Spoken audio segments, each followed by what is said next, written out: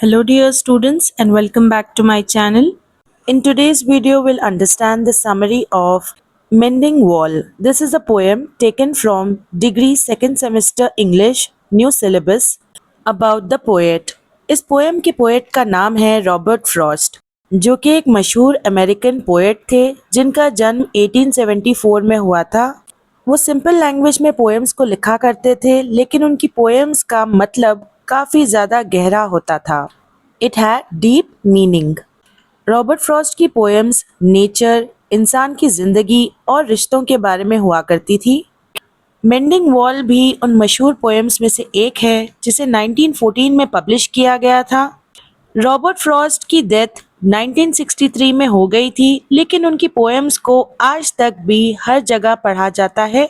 Mending wall एक poem है दीवारों के बारे में, इंसान के नेचर के बारे में और रिश्तों के बारे में। इस पोएम की शुरुआत में पोएट कहते हैं कि नेचर में कुछ तो ऐसा है जिसे दीवारें नहीं पसंद है, जैसे कि फ्रोजन ग्राउंड यानी कि बर्फ की ज़मीन, सूरज और जानवर दीवार को तोड़ते ही रहते हैं बार बार। Break the wall again and again.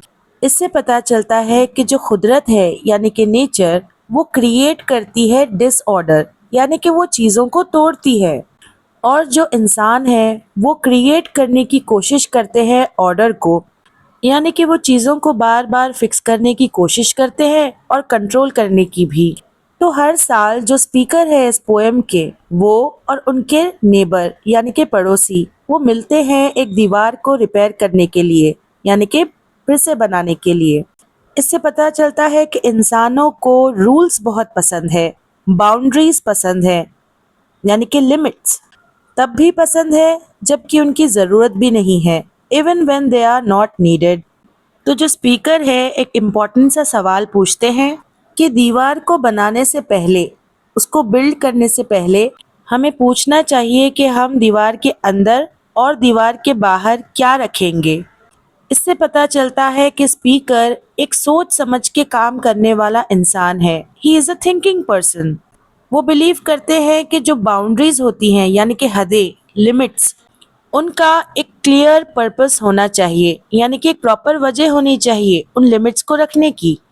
Poet ये फील करते हैं कि जो दीवारें होती हैं वो लोगों को अलग कर देती हैं यानी कि सेपरेट, और अच्छे रिश्तों को रोक भी देती है।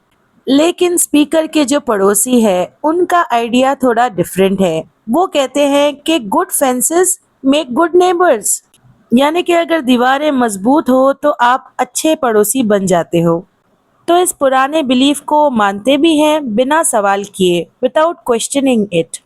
इससे पता चलता है कि जो पड़ोसी है वो बिलीव करता है पुराने रीति रिवाज में, यानी कि old tradition, old ideas, and he does not want to change. वो बदलना भी नहीं चाहता।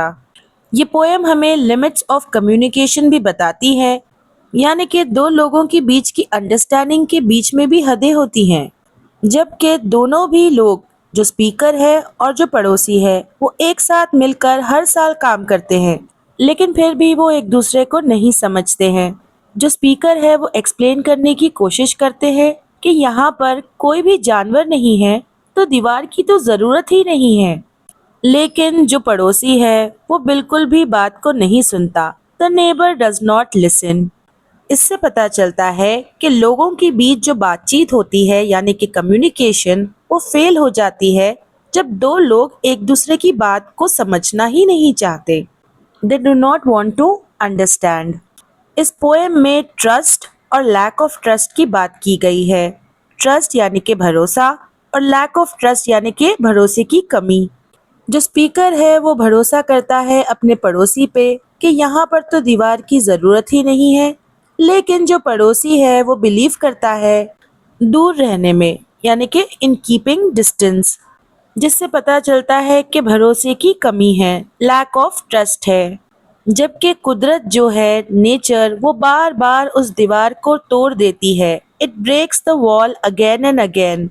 लेकिन जो इंसान है, जो मेन है यहाँ पर, वो रीबिल्ड करते हैं, दोबारा बनाते हैं इस दीवार को हर साल।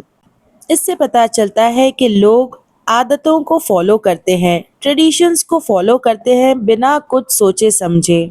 جو دیوار ہے وہ ایک سمبل بن جاتی ہے، ایک سائن بن جاتی ہے، ایک نشانی بن جاتی ہے لوگوں کو ایک دوسرے سے دور رکھنے کے لیے، ڈسٹینس بٹوین پیپل۔ اس سے پتہ چلتا ہے کہ لوگ جو ہے وہ رکاوٹیں بناتے ہیں رشتوں میں، barriers in relation ship, barriers کا مطلب ہے رکاوٹیں۔ اس پوئم میں دو طرح کی سوچ کو بتایا گیا ہے، ایک جو اسپیکر کی سوچ ہے وہ اوپن مائنڈڈ ہے، وہ سوال کرتا ہے، ہی از کوشچننگ، اور وہ بلیو کرتا ہے کمیونیکیٹ کرنے میں، یعنی کہ بات چیت کرنے میں۔ اور دوسری سوچ ہے نیبر کی، وہ تو ایک فکسڈ تھنکنگ رکھتا ہے، یعنی کہ وہ چینج نہیں ہونا چاہتا، وہ پرانے آئیڈیاز کو فالو کرتا ہے بنا ان آئیڈیاز پر سوال اٹھائے، وداؤٹ کوشچننگ۔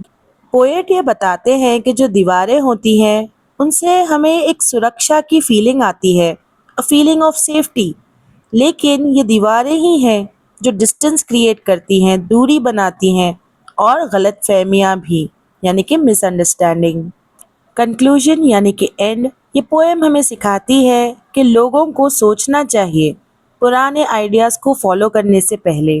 جو دیواریں ہوتی ہیں وہ لوگوں کو آسانی سے الگ کر دیتی ہیں، یعنی کہ سپریٹ، ان کو کلوز لانے کی بجائے۔ یہ پوئم ہمیں یہ بھی سکھاتی ہے کہ بھروسہ اور انڈرسٹینڈنگ زیادہ امپورٹنٹ ہے باؤنڈریز سے، یعنی کہ لمٹس بنانے سے۔ اچھے رشتوں کو اچھی کمیونیکیشن کی ضرورت پڑتی ہے، نہ کہ دیواروں کی۔ So this was the summary. Student سے میرا ایک کویشچن ہے کہ کیا آپ اپنے نیبرز کے ساتھ زیادہ کمیونیکیٹ کرنے میں بلیو کرتے ہو؟